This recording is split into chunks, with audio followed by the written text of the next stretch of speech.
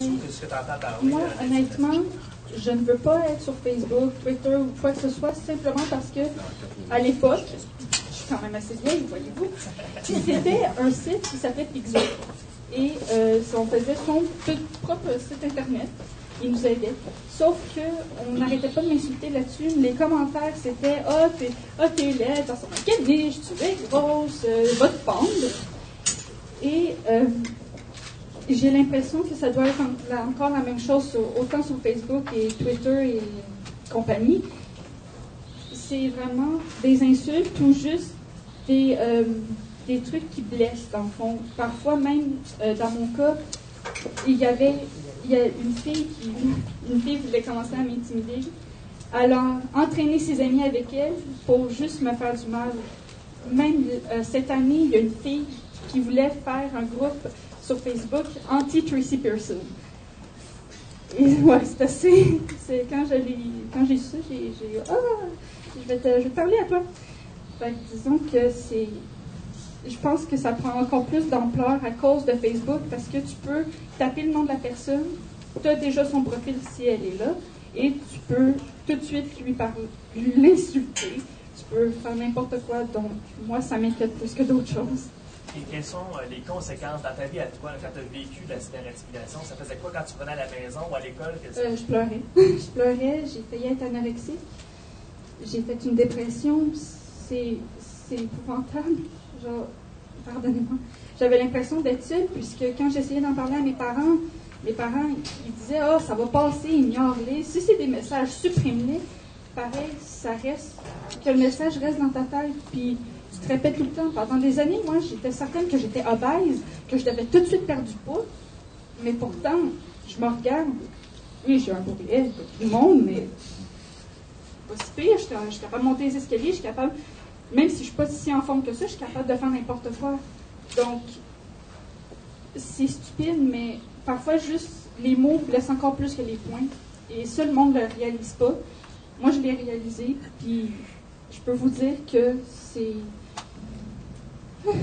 déprimant. Et dernière petite chose, est-ce que de venir à l'école, ça a rendu plus difficile? Et parle-moi de ça, comment ça se passait le matin en te levant? Honnêtement, pour moi, aller à l'école, c'était dur parce que j'étais certaine que tout le monde allait me juger. Pas seulement les personnes, les auteurs qui m'attaquaient, mais vraiment n'importe qui. À un moment donné, j'étais certaine que si on me regardait dans la cafétéria, c'est parce que, oh non, mon Dieu, je suis laide, je partais courir à la salle de bain pour pleurer. Mais pourtant, la personne, peut-être qu'elle disait juste, peut-être qu'elle ne me regardait même pas, peut-être qu'elle regardait la personne derrière, mais c'était rendu la paranoïa. Et aller à l'école, c'était dur parce que, à quoi ça sert aller à l'école quand, pour toi, la seule chose qui te vient en tête, c'est de te tuer? Fait que tu peux pas vraiment créer ton avenir avec ça. Pourquoi vous en prenez la parole aujourd'hui? Parce que vous nous exposez encore davantage à l'intimidation. Pourquoi je vais en parler, c'est que je veux que ce phénomène-là arrête. Puis la manière dont il peut arrêter, c'est seulement d'en parler. Oui, c'est bien beau que la police soit là, que la directrice, même M. Sirois, mais si les victimes ne parlent pas, font comme qu'est-ce que j'ai fait il y a longtemps, ça ne va jamais s'arrêter. Il faut que les victimes parlent, puis je veux être un exemple pour chaque victime, pour leur dire qu'il faut le dénoncer. Peut-être pas nécessairement à la police, mais au moins le dire à quelqu'un. OK, en ce moment, on m'intimide, on n'arrête pas de m'insulter, c'est n'importe quoi, on doit faire quelque chose, je me sens pas bien. C'est déjà juste assez pour essayer, peut-être pas d'arrêter la personne, mais au moins que le phénomène diminue de plus en plus. Parce que le monde, maintenant, s'est rendu sur Facebook. Je reçois un message. Je ne vais pas en parler, je vais juste signaler la personne, je vais supprimer, ça va finir là.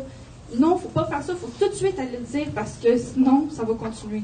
Même si c'était juste un message. Mais ça prend de l'ampleur actuellement. Dernière question pour Tracy, vous laissez la chance de respirer un peu, puis on va revenir avec vos questions par la suite. Elle soit disponible en individuel.